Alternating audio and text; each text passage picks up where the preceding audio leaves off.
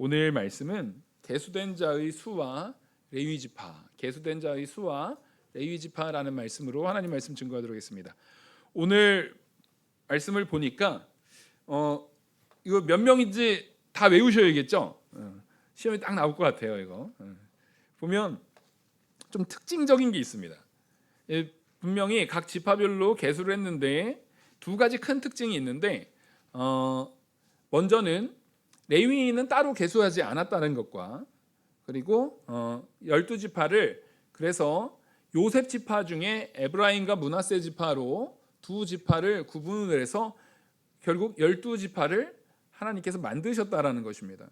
그래서 12지파를 만들어서 하나님의 나라의 일을 위해서 싸우고 승리하는 일에 앞장서서 쓰임받도록 이끄셨는데 나중에 예수님께서 제자를 세우실 때도 몇 명을 세우죠?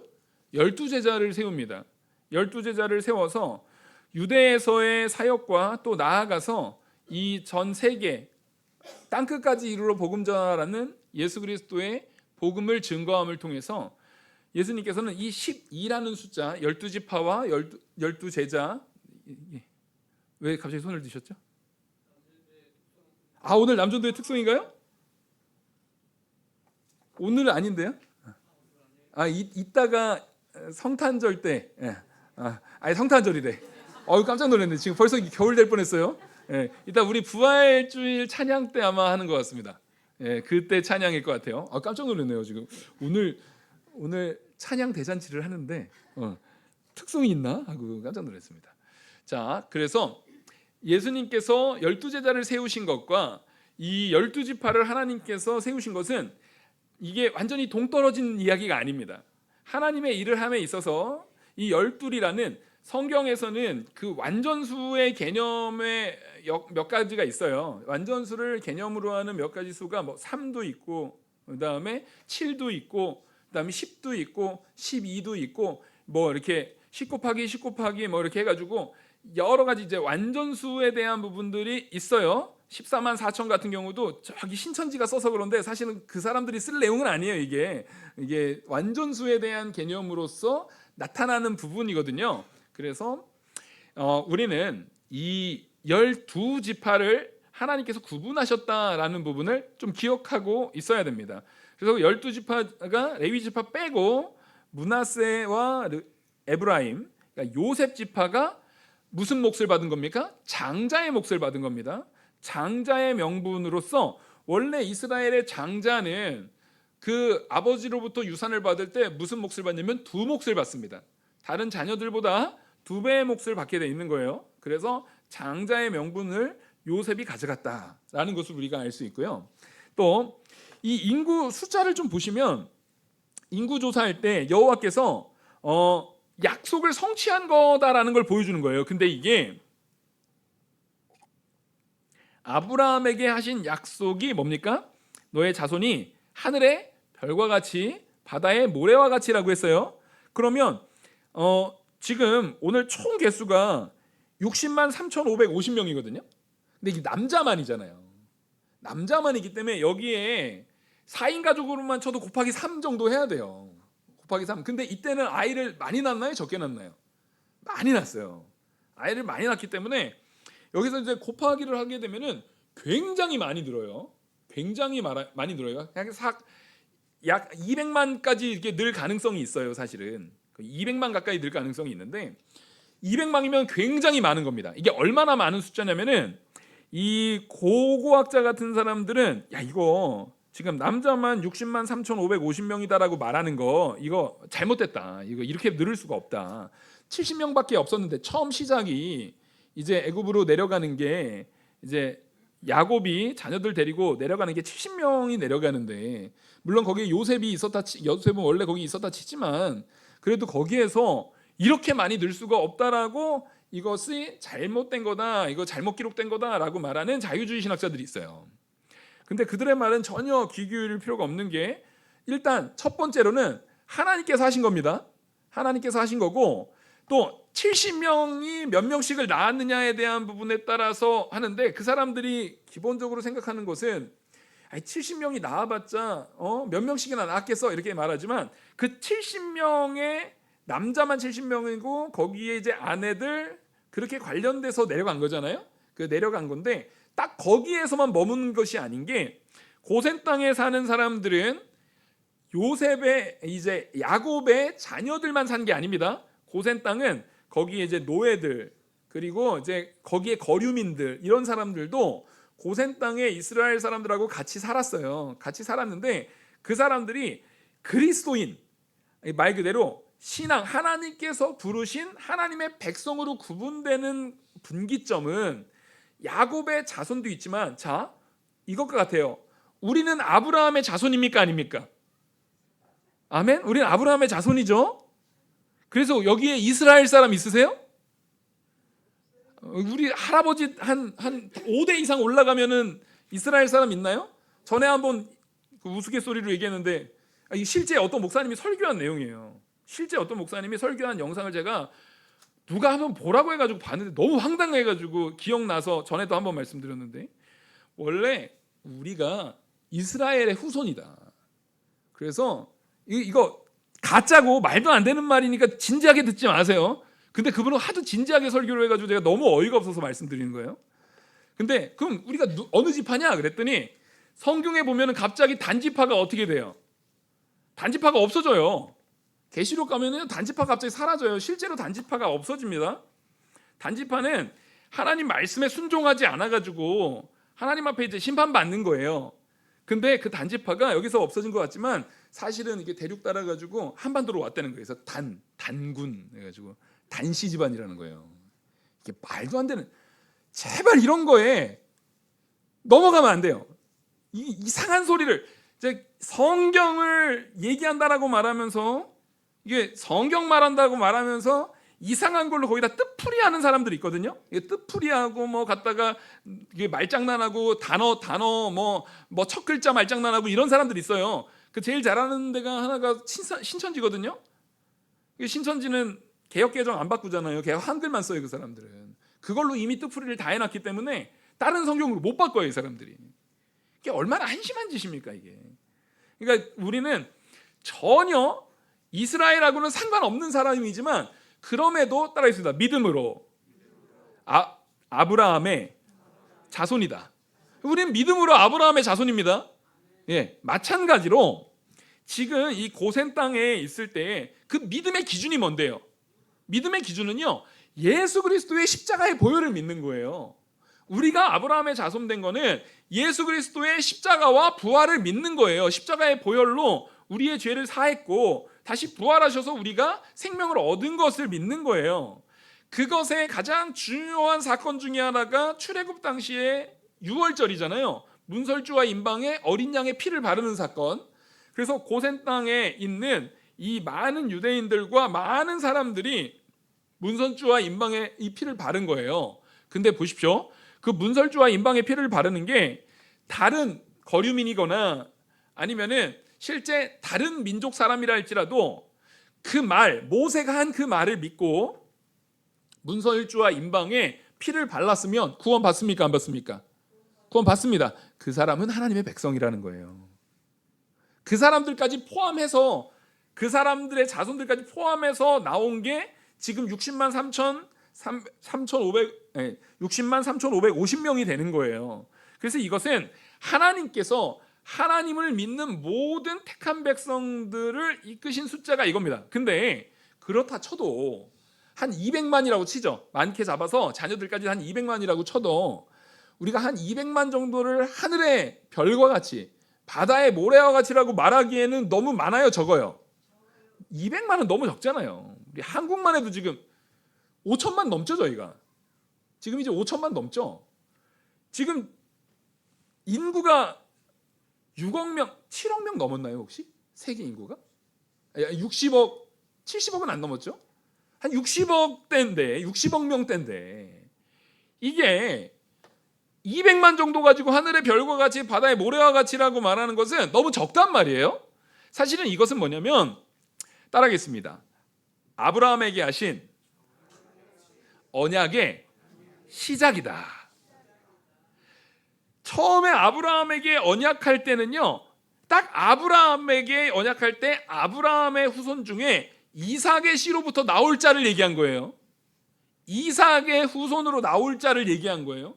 거기서부터 이제 아브라함의 믿음의 자녀들이지만 그 작은 인원에서 시작됐는데 실제 이렇게 그 인구가 완전히 창대해질 거라는 그 하나님의 약속이 이제 시작된 거예요. 그 약속의 시작점을 말하는 겁니다. 이 시작점이라는 것은 이제 시작됐으니까 계속 어떻게 되는 거예요? 창대해지고 우리가 지금 오늘날 그래서 말세 중에서 말세 지마를 살아가는 오늘날에 모든 예수를 우리의 구주로 영접하는 모든 사람들은 다 아브라함의 자손이라는 것 자체가 우리가 이미 시작 이후에 한 중후반부까지 온 것 같아요. 하나님의 역사에 중후반부까지 온 것 같아요. 근데 이 노예들이었던 이스라엘 사람들, 이 야곱의 자손이라고 생각했던 이 사람들은 계수한 다음에 이 숫자를 딱 센 다음에 요 고대 사회에서 200만 정도 되잖아요. 그러면 가나안 땅, 그 7족속, 가나안 땅에 있는 7족속 전체 다 합친 인원보다도 훨씬 많아요. 3배 이상 많은 숫자예요. 그러니까 지금 엄청난 숫자예요. 그들이 벌벌 떨 수밖에 없는 숫자예요. 이 숫자가 얼마나 많은 거냐면요, 애굽, 당시에 가장 거대 제국이었던 애굽하고 비교해도요, 애굽도 두려워할 만한 숫자라고 합니다. 이게. 그러니까 당연히 이 아브라함의 후손, 이제 야곱의 자손들에 의해서 번창된 이 각 지파의 사람들은 이 계수의 숫자를 딱 볼 때 마음에 어떤 마음을 품냐면 하나님의 약속이 성취됐네. 일부러 아주 지금 초기에 경미한 시작임에도 불구하고 하나님께서 이 사람들에게 숫자를 세게 한 이유는 뭐냐면 이 사람들로 하여금 하나님의 약속, 아브라함 때 했던 그 약속 중에 인구가 많아질 것에 대한 약속이 성취가 됐다라는 것을 믿게 하려는 거예요. 이게 왜 중요하냐면 하나님께서는 아브라함에게 자손이 많아질 것뿐만 아니라 무슨 약속을 또 했습니까? 가나안 땅을 주실 것을, 그 가나안 땅을 네가 차지할 거다라는 약속도 하셨거든요. 그러니까 지금 약속 2개가 있는데 지금 인구에 대한 부분의 약속이 지켜졌으면 그 약속을 내 눈으로 확인했어요. 숫자를 세보니까 와, 진짜 그 약속이 온전히 이루어진 게 보여요. 그럼 이 사람들은 그 땅에 대한 약속도 이루어 주실 거라는 것을 믿을까요? 안 믿을까요? 더 믿을 수 있는 거예요. 지금 그 역사를 하나님께서 보이시려고 이 믿음을 더욱더 굳건하게 세워주시려고 숫자를 통해서, 숫자 계수를 통해서 이 사람들에게 그 하나님의 언약의 약속이 성취되었다라는 것을, 성취되는 것이 이제 시작됐다, 이제 시작에 불과하다. 하나님께서 이 성취의 시작으로 너희에게 땅을 약속으로 주고자 했던 그 땅에 대한 약속도 하나님께서 다 이루실 거다라는 것을 분명히 말해주고 있습니다. 그래서 이 이스라엘 백성들은요, 따라하겠습니다. 약속의 상속자. 이스라엘 백성 자체가요, 약속의 상속자예요. 우리도 마찬가지입니다. 하나님께서 구원하시겠다라는 약속, 영원한 천국을 우리는 영원한 천국의 상속자로 부르신 그 약속은 이루어집니까? 안 이루어집니까? 이루어집니다. 그리고 이미 이루어졌고 우린 그걸 누리기만 하면 되는 건데, 이런 말씀들을 통해서 하나님께서 약속하신 바가 이루어지는구나, 하나님께서 계획하신 바가 이루어지는구나라는 것을 더욱더 분명하게 믿고 하나님 말씀 순종하는 우리가 되기를 간절히 바랍니다. 그리고 이 인원을 보면은요, 전투 병력을 센 거잖아요. 남자의 숫자가 사실은 힘의 상징이에요. 그러면 지금 제일 힘센 게 어디예요? 제일 힘센 게 제일 많은 숫자인 되겠죠. 자, 문제, 누가 제일 많았을까요? 네, 유다 지파가 제일 많았어요. 유다 지파가 제일 많았어요. 유다 지파가 74,600명이었어요. 굉장히 많은 겁니다. 74,600명이었어요. 그러면 두 번째로 많았던 지파가 어딜까요? 이게 갑자기 잘 생각이 안 날 거예요. 1등은 기억나는데 1등만 기억하는 이런 세상이죠. 네. 두 번째 누구였을까요? 두 번째, 아주 의외입니다. 또 나왔어요. 단이에요. 단. 이상하죠?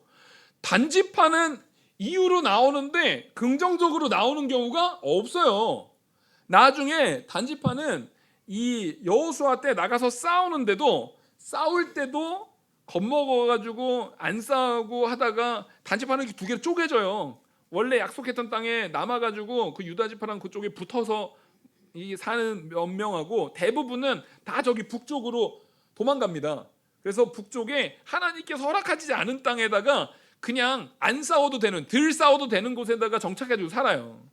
그래서 이 이스라엘 지도를 이야기를 할 때, 이스라엘의 땅 전체를 얘기할 때 단에서 부엘세바까지 얘기할 때 그 단이, 원래 단은요 유다 지파 근처에요. 중부에 있어야 되는데, 이게 중남부에 있어야 되는데 거기가 말 그대로 철기 문명이었던 히타이트족, 해족 속 이 사람들이 주로 거주했던 거니까 안 싸우고 도망가느라고 저기 북쪽까지 도망간 거예요. 이게 얼마나 악하고 미련합니까? 근데 단이 보니까 숫자가요 62,700명이에요. 굉장히 많아요. 단이 지금 얼마나 많은 숫자냐면은 거의 그 제일 적은 데가 이제 므낫세가 제일 적거든요. 그 므낫세가 왜 적냐? 므낫세하고 에브라임은 한 지파를 둘로 나눈 거예요. 사실상은 요셉 지파를 둘로 나눈 거기 때문에 둘이 합치면은 이제 32,200명에다가 45,500명 합치면 72,700명이에요. 그러니까 사실 요셉 지파로 따지면은 그렇게 적은 숫자는 아니에요. 원래 이게 2등이에요. 요셉 지파가. 근데 이거 합쳤어도 유다보다 어때요? 적어요. 그러니까 하나님께서 유다 지파를 사실상 이후부터는, 이 출애굽 이후에 요 이후부터는 유다 지파가 명확하게 무슨 역할을 합니까? 장자 역할을 합니다. 유다 지파가 명확하게 장자의 역할을 하는 것을 보여줘요. 그리고 이 단지파는 숫자가 그렇게 많아요. 므낫세 지파의 거의 2배나 돼요. 단지파가. 근데도 아무리 숫자가 많아도 사람의 숫자나 사람의 능력으로 일하는 게 아니라는 거예요. 많아도 누구한테 순종하지 않으면요, 하나님께 순종하지 않으면은 힘을 발휘하지 못해요. 숫자도 많고 순종까지 잘하는 유다 지파와 같은 삶을 살기를 간절히 소망합니다. 그래서 유다 지파는요, 그 많았던 지파가 나중에 민수기 26장 가면은 한 번 더 세요. 한 번 더 셀 때 이 유다 지파는 또 더 늘어요. 단지파도 한 번 더 셀 때 단지파도 조금 늡니다. 근데 단지파의 몰락은 두 번째 계수한 이후에 여호수아 때 이제 들어가서 싸우는 순간부터 몰락하기 시작해요. 그러니까 하나님께서 단지파한테 복을 계속 줬어요, 안 줬어요? 이후에 안 주죠. 네. 왜요? 불순종한 순간부터는 하나님께서 걷어가시는 거예요. 사실 지금 아직 광야에서 싸울 일 없을 때는 단지파가 계속 늘었어요. 싸울 일 없을 때는요, 단지파나 이 유다지파가 공통점이, 단지파 유다지파가 딱 그 1등 2등 숫자였잖아요. 근데 26장에 딱 센 걸 보니까 퍼센트로 따지면은 유다지파로 딱 3% 늘었고 단지파도 딱 3% 늘었어요. 숫자가 늘은 게. 그러니까 하나님께서 복을 주신 거예요. 또 경우에 따라서는 여기에 갑자기 확 줄는 데들이 있어요. 시므온 지파 같은 경우가 원래 59,300명이었는데 나중에 26장으로 가면은요 22,200명까지 줄어요. 63%가 줄었어요. 아니 이게 무슨 일이에요? 불순종해서 하나님께서 쳐서 싹 죽은 데 중에 여기 이 시므온이 있었던 거예요. 여러분, 광야 기간 동안에 불순종해서 얼마나 많은 사람들이 심판받고 죽임을 당했는가에 대한 부분도 우리는 볼 수 있어야 돼요. 우리는 항상 하나님 말씀 앞에 내가 두렵고 떨림으로 서는 마음가짐이 있어야 합니다. 그리고 또 특별하게 확 늘은 지파가 있어요. 제일 꼴찌가 므낫세 지파였잖아요. 제일 꼴찌가 므낫세 지파였는데 므낫세가 32,200명에서 여기가 무려 64%가 늡니다. 숫자가. 그래서 52,700명까지 이 민수기 26장에 늘어요. 근데 이거는 또 하나님의 역사가 있는 것 같아요. 나중에 이 므낫세 지파가 나중에 땅을 분배받을 때 유일하게 요단강 동편과 이 가나안 땅 안에 두 군데의 땅을 분배받잖아요. 그래서 이 므낫세 지파가 사람이 엄청 많아요. 그리고 므낫세 지파에 중요한 쓰임이 있어요. 므낫세 지파 하면은 중요한 쓰임이 있는데 그 쓰임이 뭐냐면 전쟁을 엄청 잘해요. 싸움을 정말 잘해요. 그래서 므낫세 지파는 항상 이 정복 전쟁할 때 나가면은 제일 선봉장에 선 게 므낫세 지파였습니다. 그러니까 하나님께서 그 쓰임에 따라서 이들에게 숫자가 많아질 수 있는, 남자들이 많아질 수 있는 복을 주셨다라는 것을 우리가 볼 수 있습니다. 그리고 가장 결정적인 오늘 말씀의 이제 핵심인데, 레위 지파를 계수하지 말라는 이유가 있어요. 계수하지 말라고 했던 이유가 여기서 중요하게 나타나는 바가 이런데, 보시면 47절입니다. 47절 보시면, 레위인은 그들의 조상의 지파대로 그 계수에 들지 아니하였으니 이는 여호와께서 모세에게 말씀하여 이르시되 너는 레위 지파만 계수하지 말며 그들은 이스라엘 자손 중에 계수 중에 넣지 말고 그들에게 증거의 성막과 그 모든 기구와 모든 부속품을 관리하게 하라. 그들은 그 성막과 그 모든 기구를 운반하며 거기서 봉사하며 성막 주위에 진을 칠지며 성막을 운반할 때에 레위인이 그것을 걷고 성막을 세울 때에 레위인이 그것을 세울 것이며 외인이 가까이 오면 죽일지며 이스라엘 자손은 막사를 치되 그 진영별로 각각 그 진영과 군기를 곁에 칠 것이라. 레위인은 증거의 성막 사방에 진을 쳐서 이스라엘 자손의 회중에서 진노가 임하지 않게 할 것이라. 레위인은 증거의 성막에 대한 책임을 지킬지니라 하셨습니다. 지금 뭐냐면 성막이 이렇게 있잖아요. 그러면 레위인은 성막을 중심으로 사방을 딱 둘러서 진을 쳐요. 이 성막에 누가 이거 걷거나 하는데 다른 지파가 와가지고 건드리게요, 못 건드리게요? 못 건드리게요. 건드리면 어떻게 돼요? 죽어요.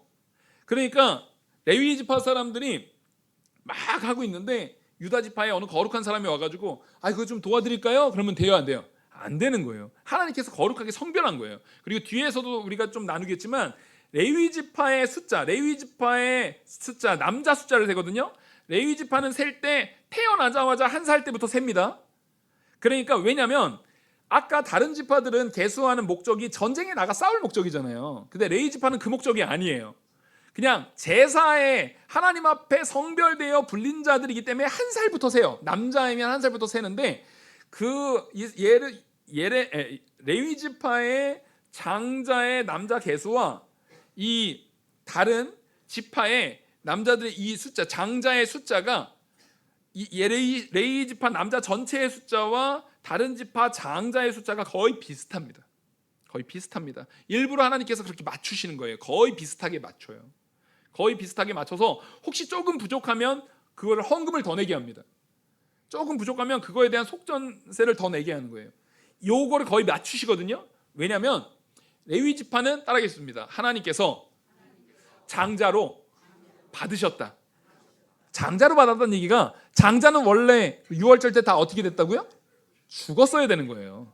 다 죽은 거예요. 그러니까 지금 이스라엘 사람들은 레위 지파를 바라보면서, 성전에서 하나님 앞에 바쳐진 레위 지파를 바라보면서 이스라엘 사람들은 마음에 품어야 되는 생각이 있는 거예요. 우리는 원래 다 죽은 자들이지. 우리는 다 죽은 자들인데 하나님의 은혜로, 그 십자가의 보혈로, 그 문설주와 임방에 발라진 어린 양의 피로 우리가 살았다라는 거예요. 그래서 레위 지파는 나중에 구별되어서 모든 일에, 하나님께서 구별하여서 행하시는 모든 일에 힘써서 쓰임 받습니다. 나중에 보면은요, 레위 지파가 별로 할 일이 없어요. 뭐냐면 지금 이 광야를 다닐 때는 아직 제사 제도가 정확하게 막 활성화되고 그런 때가 아니기 때문에, 이제 아론 제사장도 막 세우거나 이전 그런 때가 아니기 때문에 사실상 레위 지파는 거기에 이렇게 쓰임 받아 가지고 할 일들이 별로 없어요. 아직까지는 하는 일이 보통 텐트 쳤다가 다시 설치하고, 근데 그마저도 많이 움직입니까? 어쩌다가 움직입니까? 어쩌다 움직여요. 그러니까 레위 지파가 또 인원이 적지도 않아요. 몇만 명 돼요. 몇만 명이 한 우리 이 교회 건물보다도 작은 텐트 그거 수거하고 하는 거예요. 그러니까 그렇게 큰 일이 아니에요. 굉장히 어떻게 보면은요, 그 인원수에 비하면 어떤 일입니까? 되게 사소한 일이에요. 되게 별거 아닌 일이에요. 근데 그 별거 아닌 일이라 할지라도 하나님 앞에 거룩하게 성별된 일은 어떻게 해야 된다고요? 철저하게 구별돼서 하셔야 됩니다. 하나님께서, 내가 직장 생활을 하고 있는데 교회에서 맡은 직분이 있어요. 근데 솔직히 우리가 직장 밖에서 직장 생활에서 하는 일의 이 사이즈하고 교회에서 내가 맡은 일을 보면 교회에서 맡은 일은 하찮아 보이잖아요. 별거 없잖아요. 사실 교회에서 뭐 맡아봐야 여러분들한테 뭐 엄청나게 힘든 일을 맡기지 않아요. 근데 그 작은 일인 것 같아도 이 일을 세상에서 내가 맡은 일보다 더 뭐하게 여길 줄 아셔야 됩니까? 더 존귀하게 여길 줄 아셔야 되는 거예요. 하나님께서 내게 맡기신 일을 사소한 것 같아도 별거 아닌 것 같아도 존귀히 여기는 저와 우리 모든 성도님들 되기를 간절히 축원합니다. 기도하시겠습니다.